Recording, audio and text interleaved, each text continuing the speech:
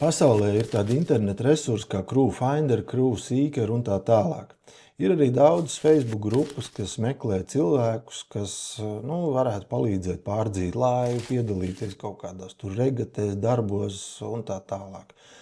Latvijā jau ir daudz laivas, kuras meklē komandu, bet pasaulē ir vēl vairāk.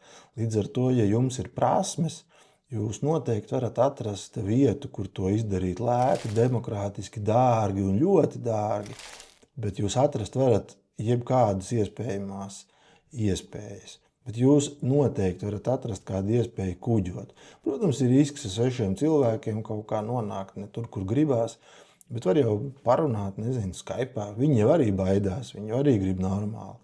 Kāpēc cilvēki iet jahtu kapteiņu kursos? Ne jau tāpēc, ka viņi kļūst par kapteiņiem uzreiz. Viņi kļūst par stūrmaņiem, viņi vienkārši sāk jaunu hobiju. Un šo hobiju attīstot, mēs lēnām garā izaugam līdz tam kapteiņu līmenim. Nav jau tā, ka tu pabeidz tur pusgada kursus un tagad esi kapteinis. Kas tad tas par kapteini, kam ir pieredze 1 vai 2 nedēļas?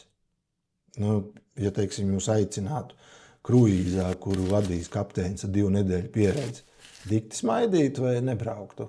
Kā tā būtu?